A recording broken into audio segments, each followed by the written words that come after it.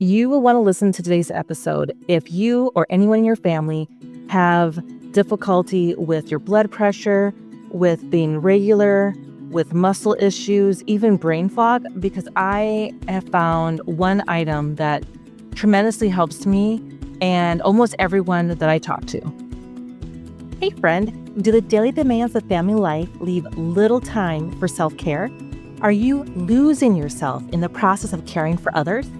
Are you ready to make self-care and healthy boundaries a natural part of your day while embracing your roles as a wife and mom? Well, I'm so glad you're here. I'm Christina, married 17 years to a neurodiverse man, mom of 3 neurodiverse kids, and many more roles. Welcome to the Moms and Neurodiverse Families podcast. Get ready to begin your self-care journey. Grab your planner and listen in as we take another small step towards a peaceful, healthier you.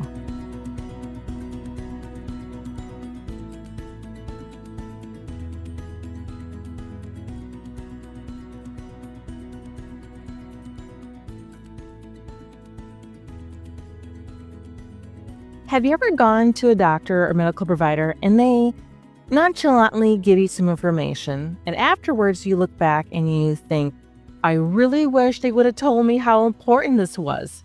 Well, I had that experience myself, going to a doctor for my chronic pain, which I've mentioned in the past with my muscles. And at one point during our meetings, the provider mentioned that I should check out a certain supplement and that it could possibly be helpful. That supplement was magnesium, and I wish that provider would have said to me, the supplement I'm talking to you about magnesium, it takes care of 300 different processes in your body and your brain. That would have gotten my attention. So why am I talking about magnesium today? Well, not only because of all the different body processes, which we'll discuss that in a little bit, but I have found through trial and error that this supplement is an easy, low-lying fruit in the world of neurodiverse families to add in and see some positive impacts. One of the reasons why I'm sharing this as a self-care hack is that one of the processes it helps within the body is working with the nervous system, helping our nervous system and our brain be calmer and work efficiently. What if your body is working harder than it needs to? And even your spouse and your kid's body are working harder than it needs to because it doesn't have magnesium. You might say to me, well, Christina, isn't that in our food supply? Well, 50 years ago, it was. You're absolutely correct. But now, unless you're eating organic regenerative food, and even then it can be limited, the amount of magnesium in our food supply is greatly diminished. And with so many different processes of our body relying upon magnesium, this is not something we want to take by chance. So what does magnesium do in the first place, Christina? You might be wondering. It is helpful for our bone health. I already mentioned the nervous system and its regulation for your brain. It is also helpful with our protein production, our ability for our body to handle that. Blood sugar regulation. This is a big one here. Blood pressure control, especially for women who are pregnant or after birth and normal life for both men and women. Muscles. Also, it can help with, which is why my provider had mentioned it, it can help with the muscle pain that can happen sometimes. Also, with our bowel movements and constipation, it allows everything to work better. Again, I can't say enough about magnesium. How I know, for me, this is how I know it was a game changer.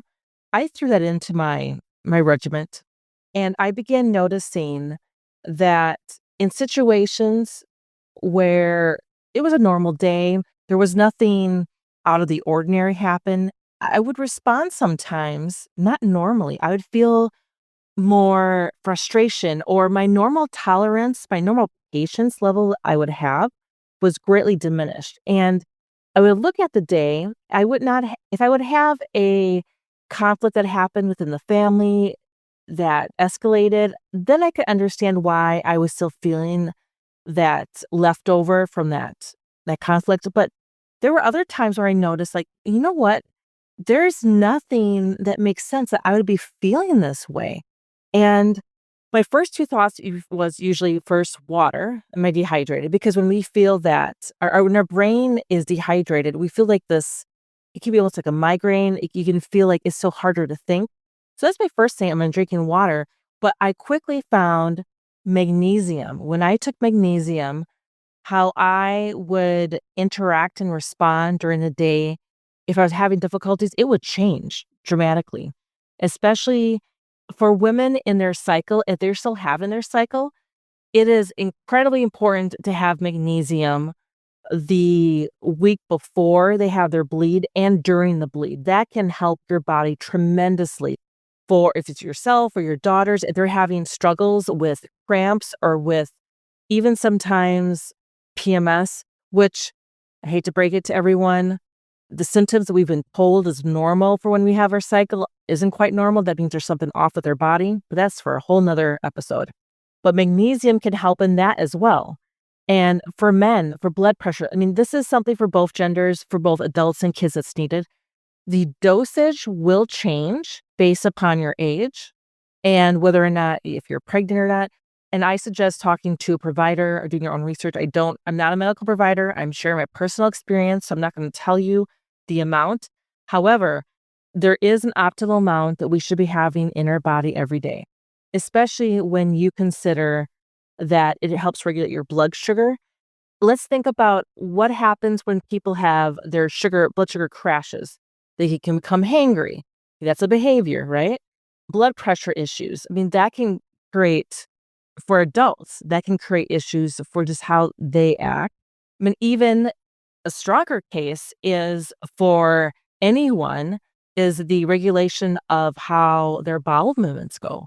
It is very well known that neurodiverse kids experience constipation at a higher degree. Now, kids in general do, but it's a much higher degree for neurodiverse kids.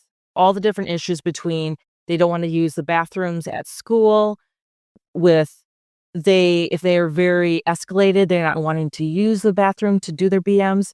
A lot of different reasons why. And we should be curious too, because there's also food is a big part of it. My point being though is constipation will lead to behaviors. I can almost guarantee that. I'll say it again. Constipation will lead to behaviors, both in actually adults and kids. Let's go back in time here. Can you think of a time when you went on a trip? Maybe you're flying, it could have been driving, and you were sitting a long time. You likely ate food you normally don't eat, and you were not using the restroom like you normally would until maybe it was 1, 2, 3 or more days until after your trip. How you felt during that time period probably was really uncomfortable and possibly even made you irritated. Now, let's apply this to children who cannot communicate and put together these items right away at that age. Kids often can be constipated for multiple days to weeks. So yes, there will be behaviors from that. And also, that will set them up for some other issues. For example, if your child is constipated and having abdominal issues and they have a fever, could they have appendicitis? Who knows? You can't quite tell because they're constipated. And so this is why it's so important to be on top of this for the behavior issues, but also for their health issues. So magnesium can address this. Now, there's different types of magnesium. You may not have known this, but there is magnesium glycinate, which oftentimes you see that in commercials regarding like for sleep or regarding anxiety, even sometimes headaches. Magnesium citrate is useful for digestion and for constipation. Magnesium malate with fatigue, sometimes with pain, even insomnia. There's magnesium taurate, and there's lots of anxiety or maybe there's concern with your health. There's a couple different types here. My point being is a specific type of magnesium can sometimes help certain areas of the body, and which is why I'm a big fan of magnesium complexes, which is multiple forms of magnesium in one supplement. Now, for kids, this is tricky because I have seen mostly magnesium citrate in a gummy form because if your kids have sensory issues, they may have difficult swallowing pills. It took a while what I've seen, like for many kids, it takes a while for them to get comfortable to swallowing pills. And there's all these different tricks that we can do with that. But for younger ones, it's usually the gummy or liquid version. There is, and I will put in the show notes, there is a powder version of magnesium that has citric acid, which I'm not a fan of citric acid, but we can't be choosy when we have limited options, right? When your kids are very particular with what they take, we just use what we have. But there is kind of this sour taste to it, but that can be mixed in orange juice, or there's magnesium gummies. Those can be helpful as well, but oftentimes they only have one type of magnesium. They're not a magnesium complex. That's usually found more so in the actual capsules. So it's important to be taking a magnesium complex if you can for yourself. And when you begin taking it, you may not notice as much of a external, like maybe your mind, you're not noticing as clear, or you may not notice anything directly, but your body is not working as hard to do its functions as it did before. So be looking for maybe small changes as you take it. For some people, it's not very extensive of an impact, but for others, it can be, especially if they are dealing with the constipation issues or blood pressure. That has been a big one I see for many people when they add magnesium into their regimen, how it really can help. And I would suggest you do some research for journal articles at the impact. There's actually many different things that can help lower blood pressure normally. So to recap here, we're talking about things. This is something magnesium is both for you and for your whole family. That's important. All these different processes. There's different types of magnesium. I will say I am particular on what I take. And generally speaking of supplements, because one, I don't trust these random companies are saying what they say. They can say whatever they want. So I look for a GMP verified facility. I look for a third party testing. Basically, my perspective has proved to me that you actually have in there what you say you have in there. And if a company is not willing to do that, I don't spend my money on it. And the reason why is at minimum, you're wasting money buying something that's not doing anything at all because they don't have the actual, what they states on there, magnesium, for example, is not actually in the supplement. Therefore, you're just wasting money. But at worst, sometimes they'll put things in there that could be harmful to you. So which is the reason why I look for supplements which are verified of their content. Also, I find taking it in the morning to help start my day is excellent. And then also, it may be at supper time. I find when I find that my ability to focus, like it's not a lot that's going on maybe, but I can't focus, I take a magnesium to help my brain function and get my nervous system to function better. And then bedtime. For some people, they find giving magnesium to their kids 30, 40 minutes before bedtime is helpful. If you're using the gummies though, and if your children have problems like brushing their teeth, I suggest going an hour beforehand because just to get that stuff off their teeth. That's a whole nother episode I could do about is talking about teeth and with kids. But taking the time for yourself, just getting the supplement, taking it twice a day. Maybe you even have to keep the bottle on the counter so you remember. I'd be really interested to hear back from you. Like, did you see some changes for yourself? Maybe it was just subtle, but either way, you're helping your body out. And this is self-care for yourself so that your brain and your mind and your body can be even more present with your family. If you have a magnesium supplement that you found that you really like that's helpful, please pass it along. I'd love to hear about that because there are good companies out there that truly do they want to make a product that helps others. And my goal is always looking at what is some things naturally we can do to help. Hey, thank you for joining me today. I pray this episode gave you encouragement to take one small step.